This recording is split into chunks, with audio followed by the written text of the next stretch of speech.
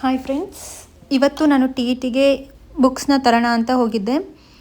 So ನೀವು ನೋಡ್ತಾ ಇರ್ಬೋದು, ಇದು ಬಂದುಬಿಟ್ಟು ರೈಲ್ವೆ ಸ್ಟೇಷನ್ ಅಪೋಸಿಟ್ಟು ಒಂದು ದೊಡ್ಡ ಬುಕ್ಸ್ ಅಂಗಡಿ ದಾವಣಗೆರೆಯಲ್ಲಿ ಇರ್ತಕ್ಕಂಥದ್ದು. ಸೊ ಇಲ್ಲಿ ನೀವು ನೋಡ್ತಾ ಇರ್ಬೋದು, ಟೆಟ್ ಎಕ್ಸಾಮ್ಗೆ ಸಂಬಂಧಪಟ್ಟಂತಹ ಬುಕ್ಗಳು ಎಷ್ಟೊಂದು ಅಂದರೆ ಎಷ್ಟೊಂದು ಇದ್ವು. ನಿಜವಾಗ್ಲೂ ನಾವು ಯಾವುದಾದ್ರೂ ಬುಕ್ ಸ್ಟಾಲಿಗೆ ಹೋದರೆ ನಾವು ಕೇಳಿದ ಬುಕ್ನ ಅವ್ರು ತೆಗಿತಾರೆ, ಬಟ್ ಇಲ್ಲಿ ಹಾಗಲ್ಲ, ನಮ್ಗೆ ಯಾವ್ದು ಬೇಕೋ ನಾವೇ ಸೆಲೆಕ್ಟ್ ಮಾಡ್ಕೋಬೋದು. ಅದಕ್ಕೋಸ್ಕರ ನಾನು ಇಲ್ಲಿಗೆ ಹೋಗಿದ್ದು. ಸೊ ಅಂದರೆ ಸೈನ್ಸ್ಗಿಂತ ಆರ್ಟ್ಸ್ನವರಿಗೆ ತುಂಬಾ ಚೆನ್ನಾಗಿದ್ವು. ಟೆಟ್ ಎಕ್ಸಾಮ್ ಸೆಕೆಂಡ್ ಪೇಪರಲ್ಲಿ ನಿಮಗೇನು ಸಬ್ಜೆಕ್ಟ್ಸ್ ಇರುತ್ತಲ್ಲ, ಅದ್ರ ರಿಲೇಟೆಡ್ ಬುಕ್ಸ್ ತುಂಬ ಅಂದರೆ ತುಂಬ ಇದ್ವು. ಸೊ ಇನ್ನು ಸೈನ್ಸ್ ರಿಲೇಟೆಡ್ ನಾನು ಹುಡುಕಿ ಒಂದೆರಡು ಅಷ್ಟೇ ನನಗೆ ಸಿಕ್ತು, ವಿಜ್ಞಾನ ಮತ್ತು ಗಣಿತ. ರುಕ್ಮಿಣಿ MV ಆಥರ್ದು ಒಂದು ಸಿಕ್ತು, ಆ್ಯಂಡ್ ಇನ್ನೊಂದು ಬಂದುಬಿಟ್ಟು SMV ಗೋಲ್ಡ್ ಪಬ್ಲಿಕೇಶನ್ಸಿಂದು ಇನ್ನೊಂದು ಬುಕ್ ಸಿಕ್ತು. ಸೊ ನನಗೆ ಇದು ಬಂದುಬಿಟ್ಟು ಕ್ವೆಶನ್ ಬ್ಯಾಂಕ್ ಥರ ಇತ್ತು. ಇವಾಗ ಸಿಲೆಬಸ್ ಚೇಂಜ್ ಆಗಿದೆ, ನ್ಯೂ ಎಡಿಷನ್ ಬಂದಿಲ್ಲ, ಹಾಗಾಗಿ ಹಳೆ ಸಿಲೆಬಸ್ನ ಇಟ್ಕೊಂಡು ಇವರು ಪ್ರಿಪೇರ್ ಮಾಡಿರ್ತಾರೆ ಅಂತೇಳಿ ನಾನು ಈ ಬುಕ್ನ ಪರ್ಚೇಸ್ ಮಾಡಲಿಲ್ಲ. ಸುಮ್ಮನೆ ಓದಿದರೆ ಹೊಸ ಸಿಲೆಬಸ್ ಪ್ರಕಾರ ಓದಬೇಕಾಗುತ್ತೆ, ಇಲ್ಲಾಂದರೆ ಸುಮ್ಮನೆ ಓದಿದ್ದು ವೇಸ್ಟ್ ಅಂತ ಅಂದ್ಕೊಂಡೆ ನಾನು. ಸೊ ಹಾಗಾಗಿ ಹೊಸ ಎಡಿಷನ್ ಬಂದಮೇಲೆ ಮತ್ತೆ ಬರ್ತೀವಿ ಅಂತ ಅಂದ್ವಿ. ಅವ್ರನ್ನ ಕೇಳಿದ್ವಿ, ಅವರು ಹೊಸ ಎಡಿಷನ್ಗಳು ಬರೋದಕ್ಕೆ ಇನ್ನೊಂದು 2 ವಾರ ಆಗುತ್ತೆ ಅಂತ ಹೇಳಿದರು. ಹಾಗಾಗಿ ನೆಕ್ಸ್ಟ್ ಮತ್ತೆ ಬರೋಣ ಅಂತೇಳಿ ನಾನು ಬಂದುಬಿಟ್ಟು ಸೈಕಾಲಜಿ ರಿಲೇಟೆಡ್ ಬುಕ್ನ ನೋಡಿ ತೊಗೊಂಬಂದೆ. ಇನ್ನು ಸನ್ಸ್ಟಾರ್ ಪಬ್ಲಿಕೇಶನ್ಸಿಂದು ಕೂಡ ಕ್ವೆಶನ್ ಬ್ಯಾಂಕ್ಗಳಿದ್ವು. ಅಂದರೆ ಹಳೆ ಒಂದು ಟೆಟ್ ಎಕ್ಸಾಮ್ ಕ್ವೆಶನ್ಸೇ ಸಾಲ್ವ್ಡ್ ಇದ್ವು, ತುಂಬ ಅಂದರೆ ತುಂಬಾ ಇದ್ವು. ಆ ರೀತಿ ಒಂದು ಕ್ವೆಶನ್ ಬ್ಯಾಂಕ್ಗಳು ಜಾಸ್ತಿನೇ ಇದ್ವು. ಸೊ ನೋಡ್ತಾ ಇರ್ಬೋದು ನಿಮಗೆ, ಸೋಷಿಯಲ್ ರಿಲೇಟೆಡು ಟೆಟ್ ಸಮಾಜ ವಿಜ್ಞಾನ ಇವೆಲ್ಲ ತುಂಬ ಅಂದರೆ ತುಂಬಾ ಬುಕ್ಸು ಕಂಪ್ಯಾರಿಟಿವ್ಲಿ ಸೈನ್ಸ್ ರಿಲೇಟೆಡ್ ಬುಕ್ಸ್ಗಿಂತ ನಿಮಗೆ ಸೋಷಿಯಲ್ ಸ್ಟಡೀಸ್ ಏನು ಓದ್ತಾ ಇದ್ದೀರಾ ಆರ್ಟ್ಸ್ ಸ್ಟೂಡೆಂಟ್ಸ್, ಅವರವೇ ಬುಕ್ಸ್ಗಳು ಜಾಸ್ತಿ ಇದ್ವು. ಸೊ ಹಾಗಾಗಿ ಹೇಳ್ತಾ ಇದ್ದೀನಿ. ಈ ವಿಡಿಯೋ ಮಾಡ್ತಾ ಇರೋ ಉದ್ದೇಶ, ತುಂಬ ಜನ ಇವಾಗ ಆಲ್ರೆಡಿ ಟೆಟ್ಗೆ ಪ್ರಿಪೇರ್ ಆಗೋಕ್ಕೆ ಸ್ಟಾರ್ಟ್ ಮಾಡಿರ್ತೀರ. ನಂತರನೇ ಯಾರೆಲ್ಲ BEd ಮುಗಿಸಿ ಮನೇಲಿ ಕೂತಿದ್ದೀರಾ, ಅವರೆಲ್ಲ ಲೈಫಲ್ಲಿ ಒಂದು ಸ್ವಲ್ಪ ನಾವು ಉದ್ಧಾರ ಆಗೋಣ ಅಂತ ಏನಾದರೂ ಮನ್ಸು ಮಾಡಿ ನಂತರನೇ ಒಂದು ಸ್ವಲ್ಪನಾದರೂ ಓದೋದಕ್ಕೆ ಸ್ಟಾರ್ಟ್ ಮಾಡಿರ್ತೀರ ಅಂತ ನಾನು ಅಂದ್ಕೊಳ್ತೀನಿ. ಹಾಗಾಗಿ ನಿಮಗೆಲ್ಲ ಹೆಲ್ಪ್ಫುಲ್ ಆಗಲಿ ಅಂತೇಳಿ ನಾನು ಈ ವಿಡಿಯೋನ ಮಾಡ್ತಾ ಇರೋದು. ಅದರ್ವೈಸ್ ನಾನೇನು ತುಂಬ ದೊಡ್ಡ ಆಥರು, ತುಂಬಾ ತಿಳ್ಕೊಂಡಿದ್ದೀನಿ, ತುಂಬಾ ಎಲ್ಲ ಗೈಡ್ ಮಾಡೋವಷ್ಟು ಅಂತ ಏನಿಲ್ಲ. ನನಗೆ ಎಷ್ಟು ನಾನು ಓದಿದ್ದೀನಿ, ನಾನು ಎಷ್ಟು ತಿಳ್ಕೊಂಡಿದ್ದೀನಿ ಅದನ್ನು ಮಾತ್ರ ನಾನು ನಿಮಗೆ ಹೇಳಬಲ್ಲೆ. ಸೊ ಬನ್ನಿ, ಯಾವ್ಯಾವ ಬುಕ್ಕೆಲ್ಲ ನಾನು ತೊಗೊಂಬಂದಿದ್ದೀನಿ ಅಂತ ನಿಮ್ಮ ಜೊತೆ ಶೇರ್ ಮಾಡ್ತೀನಿ. ಕಂಪ್ಲೀಟಾಗಿ ವಿಡಿಯೋನ ನೋಡಿ. Hello everyone. ಸೊ ಇವತ್ತಿನ ವ್ಲಾಗ್ ಏನಪ್ಪ ಅಂತ ಹೇಳಿದರೆ, ಸೊ ನಾನು ಬುಕ್ಸ್ ತೊಗೊಂಡು ಬರೋದಕ್ಕೆ ಅಂತೇಳಿ ಹೋಗಿದ್ದೆ ಟಿ ಇ ಟಿಗೆ ಪ್ರಿಪ್ರೇಷನ್ ಮಾಡೋದಕ್ಕೆ. ಸೊ ಹಾಗಾಗಿ ನನ್ನ ಹಿಂದಿನ video TET exam preparation and syllabus ಬಗ್ಗೆ ಎಲ್ಲ ಹೇಳಿದಾಗ ಅದಕ್ಕೆ ನೀವು ತುಂಬ ಜನ ಸಬ್ಸ್ಕ್ರೈಬ್ ಆಗಿದ್ದೀರಾ. ಸೊ ನನ್ನ ನೆಕ್ಸ್ಟ್ ವ್ಲಾಗ್ಸಲ್ಲೂ ಕೂಡ ನಿಮಗೆ ಅಪ್ಡೇಟ್ ಸಿಗಬೇಕು ಅಂತಲೇ ನೀವು ಸಬ್ಸ್ಕ್ರೈಬ್ ಆಗಿರ್ತೀರಾ. ಸೊ ಅದಕ್ಕೋಸ್ಕರನೇ ನಾನು ಶೇರ್ ಮಾಡೋಣ ಅಂತೇಳಿ ಈ ವಿಡಿಯೋ ಮಾಡ್ತಾಯಿದ್ದೀನಿ.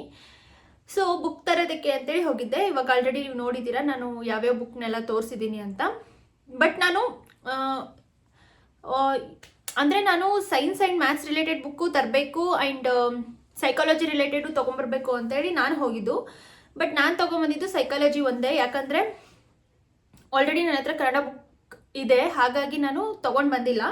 ಸೊ ನಿಮ್ಗೆ ತೋರಿಸ್ತೀನಿ ಯಾವುದು ಅಂತೇಳಿ. ಸೊ ಇದು ಬಂದ್ಬಿಟ್ಟು ಸ್ಪರ್ಧಾ ವಿಜೇತ KM ಸುರೇಶ್ ಅವ್ರದ್ದು ಸಾಮಾನ್ಯ ಕನ್ನಡ ಅಂತೇಳಿ ಈ ಒಂದು ಬುಕ್ಕು. ಇದು ಬಂದ್ಬಿಟ್ಟು 9th ಎಡಿಷನ್. ನಾನು ಹೋದ ವರ್ಷ ಏನು ತೊಗೊಂಡಿದ್ದು. ಯಾವಾಗ ತೊಗೊಂಡೆ ಅಂತ ಹೇಳಿದರೆ, ಸೊ ಇವಾಗ ವಿಲೇಜ್ ಅಕೌಂಟೆಂಟ್ ಆ್ಯಂಡ್ PDOಗೆಲ್ಲ ಕಡ್ಡಾಯ ಕನ್ನಡ ಎಕ್ಸಾಮ್ನ ನಾವು ಬರೆದಿದ್ವಿ. ಸೊ ಆ ಟೈಮಲ್ಲಿ ನಾನು ತೊಗೊಂಡಿದ್ದು, ರೆಫರ್ ಮಾಡೋಣ ಅಂತೇಳಿ. ಆ್ಯಂಡ್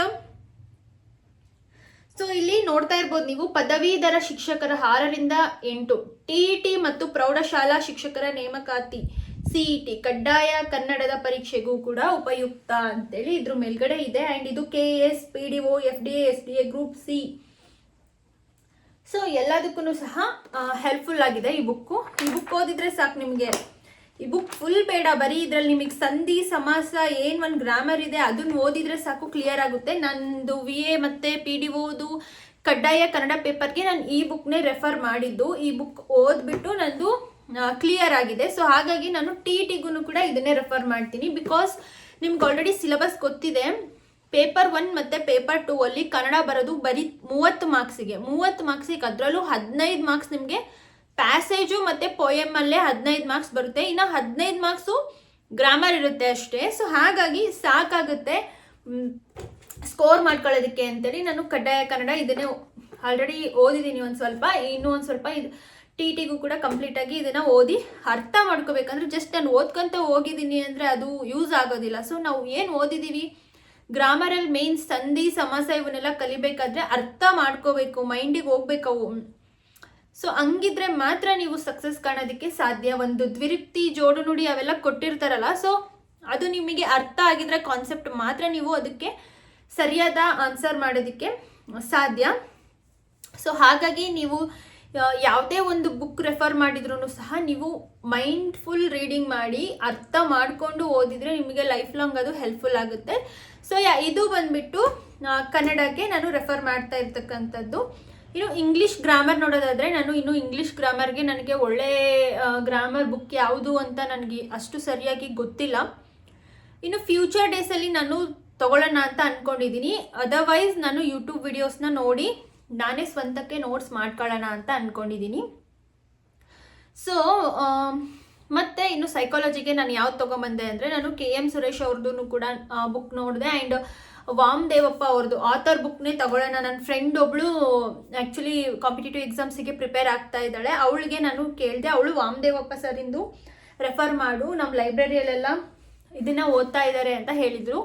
ಆದ್ರೂ ಕೂಡ ನಾನು ಕೂಡ ಕ್ಲಾರಿಟಿ ಮಾಡ್ಕೋಬೇಕಲ್ಲ, ಹಾಗಾಗಿ ನಾನು ಬುಕ್ ಸ್ಟಾಲಲ್ಲಿ ಹೋಗ್ಬಿಟ್ಟು ನನಗೆ KM ಸುರೇಶ್ ಅವ್ರದ್ದು ತೊಗೋಬೇಕು ಅಂತ ಇಷ್ಟ ಆಯಿತು. ಬಟ್ ನಾನು ಕಂಪೇರ್ ಮಾಡಿ ನೋಡಿದೆ ಯಾವ್ದು ತೊಗೋಬೇಕು ಅಂತ. ವಾಮದೇವಪ್ಪ ಸರ್ ಅವ್ರದ್ದು ತುಂಬ ಚೆನ್ನಾಗಿದೆ ಅದಕ್ಕೆ ಕಂಪೇರಿಟಿವ್ಲಿ. ಯಾಕಂದರೆ ಇವರು ಬಂದುಬಿಟ್ಟು B.Ed ಅವರಿಗೆ coaching retired principal of B.Ed college MM college ನಮ್ಮ ದಾವಣಗೆರೆಯಲ್ಲಿ MM ಕಾಲೇಜ್ ಏನಿದೆ. ಸೊ ಅವರು ತುಂಬಾ ವರ್ಷಗಳಿಂದ ಒಂದು ಮೈಂಡಲ್ಲಿ ಇಟ್ಕೊಂಡು ಇದನ್ನು ರೆಡಿ ಮಾಡಿರ್ತಕ್ಕಂಥದ್ದು.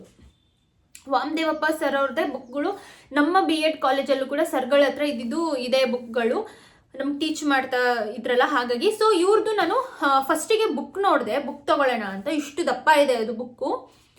ಸೊ ನಾನು ಅದನ್ನೆಲ್ಲ ಓಪನ್ ಮಾಡಿ ನೋಡಿನೇ ತೊಗೊಂಡಿದ್ದೆ. ಯಾಕಂದರೆ ಸುಮ್ಮನೆ ದುಡ್ಡು ವೇಸ್ಟ್ ಮಾಡಬಾರ್ದು, ತೊಗೊಂಬಂದು ಮನೇಲಿ ಇಟ್ಟು ಪೂಜೆ ಮಾಡೋದಲ್ಲ, ಅದು ತೊಗೊಂಬಂದರೆ ನಾವು ಓದಬೇಕು, ಹಾಗಿದ್ರೆ ಮಾತ್ರ ಬುಕ್ನ ಪರ್ಚೇಸ್ ಮಾಡ್ತೀನಿ ನಾನು. ಸೊ ಅದನ್ನು ಓಪನ್ ಮಾಡಿ ಎಲ್ಲ ನೋಡಿದೆ. ಅದು ಏನಿದೆ ಅಂದರೆ ನಾವು ಫಸ್ಟ್ B.Ed ಫಸ್ಟ್ ಸೆಮ್ಮಿಂದ ಲಾಸ್ಟು ಸೆಮ್ವರೆಗೂ ನಾವೇನು ಓದಿದ್ದೀವಲ್ಲ, ಸೈಕಾಲಜಿ ಸಬ್ಜೆಕ್ಟ್ ಒಂದಿರುತ್ತಲ್ಲ. ಸೊ ಚೈಲ್ಡ್ಹುಡ್ ಆ್ಯಂಡ್ ಅಡಾಲಸೆನ್ಸ್ ಆಗಿರ್ಬೋದು, ಆಮೇಲೆ ಇವಾಗ ಮೊನ್ನೆ ರೀಸೆಂಟಾಗಿ ಯಾವುದು GSS ಆಗಿರ್ಬೋದು, ಇನ್ನು ಪೇಪರ್ಸ್ ಇದ್ದಾವಲ್ಲ LTP ಇವೆಲ್ಲ.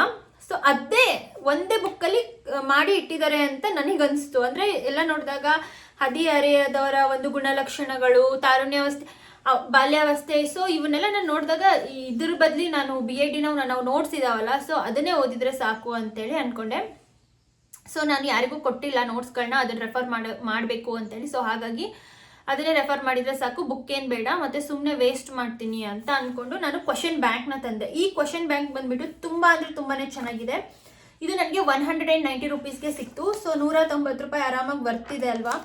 ಸೊ ಇದರಲ್ಲಿ ನೀವು ನೋಡ್ತಾ ಇರ್ಬೋದು, ಅಂದರೆ ಚಾಪ್ಟರ್ ವೈಸ್ ಕ್ವಶನ್ ಬ್ಯಾಂಕ್ನ ರೆಡಿ ಮಾಡಿರೋದು, ಹಳೆ ಪ್ರಶ್ನೆ ಪತ್ರಿಕೆಗಳದಲ್ಲ ಇದು. ಸೊ ಅವರೇ ಈ ಕ್ವಶನ್ಸ್ ಬರ್ಬೋದು ಅಂತ ಹೇಳಿ ಅನಲೈಸ್ ಮಾಡಿರೋದು. ನಾನು ಲಾಸ್ಟ್ ನೋಡ್ತಾ ಇರ್ಬೋದು ನೀವು ಇಲ್ಲಿ. So chapter wise, topic wise ನಿಮಗೆ ಕ್ವಶನ್ಸ್ನ ರೆಡಿ ಮಾಡಿರ್ತಕ್ಕಂಥದ್ದು. ಸೊ ಮತ್ತೆ ತುಂಬ ಅಂದರೆ ತುಂಬಾ ಚೆನ್ನಾಗಿದೆ ಇದರಲ್ಲಿ.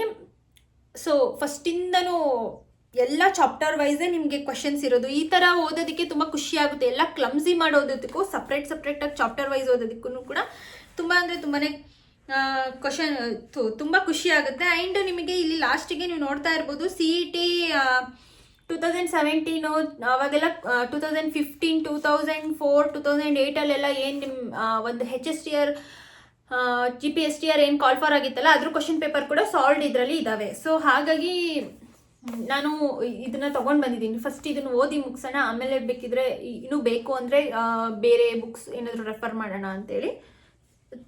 ತುಂಬ ಅಂದರೆ ತುಂಬ ಚೆನ್ನಾಗಿದೆ. ಆಲ್ರೆಡಿ ಓದೋಕ್ಕೆ ಸ್ಟಾರ್ಟ್ ಮಾಡಿದ್ದೀನಿ.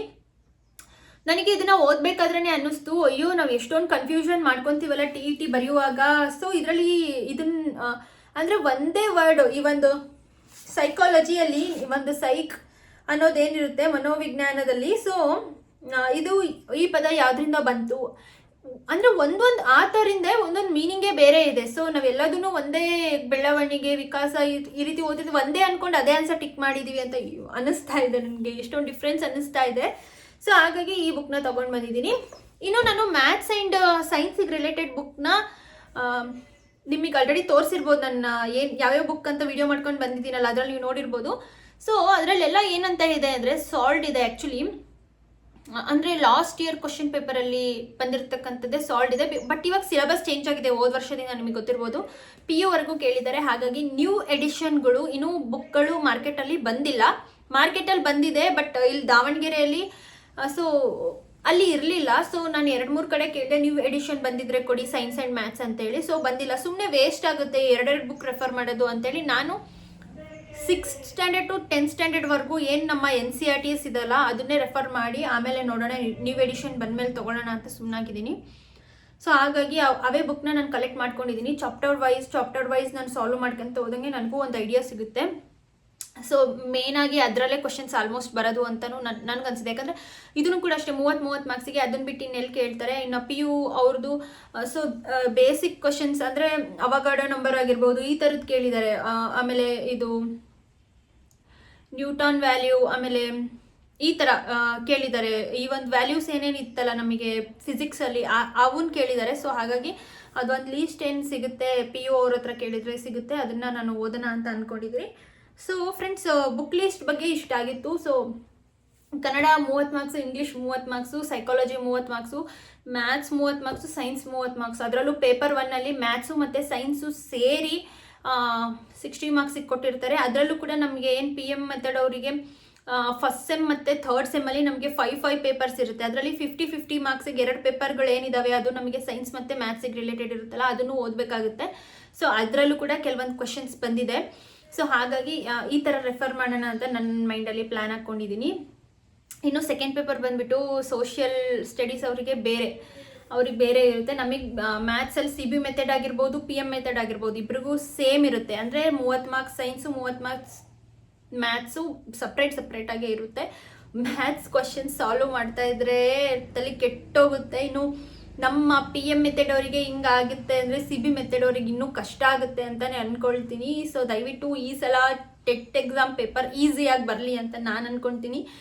ಸೊ ಎಲ್ಲರದೂ ಕೂಡ ಕ್ಲಿಯರ್ ಆಗಲಿ ಅಂತ ನಾನು ಕೂಡ ದೇವರಲ್ಲಿ ಪ್ರಾರ್ಥನೆ ಮಾಡ್ಕೊತೀನಿ. ಸೊ ಇನ್ನು ಮುಂದೆ ಯಾವ್ಯಾವ ರೀತಿ ರೆಫರ್ ಮಾಡ್ತೀನಿ, ಯಾವ್ಯಾವ ರೀತಿ ಪ್ರಿಪ್ರೇಷನ್ಸ್ ಇರುತ್ತೆ ಅಂತ ನಾನು ವಿಡಿಯೋನ ಅಪ್ಡೇಟ್ ಮಾಡ್ತಾ ಇರ್ತೀನಿ. ನಿಮಗೂ ಇನ್ಫಾರ್ಮೇಷನ್ ಬೇಕಾಗಿದ್ದರೆ ನನ್ನ ಚಾನಲ್ನ ನೀವು ಸಬ್ಸ್ಕ್ರೈಬ್ ಮಾಡ್ಕೊಳ್ಳಿ. ಹಾಗೆ ಬೆಲ್ ಐಕನ್ ಕ್ಲಿಕ್ ಮಾಡಿದರೆ ನನ್ನ ನೋಟಿಫಿಕೇಷನ್ಸ್ ಡೈರೆಕ್ಟಾಗಿ ನಿಮಗೆ ಬರುತ್ತೆ.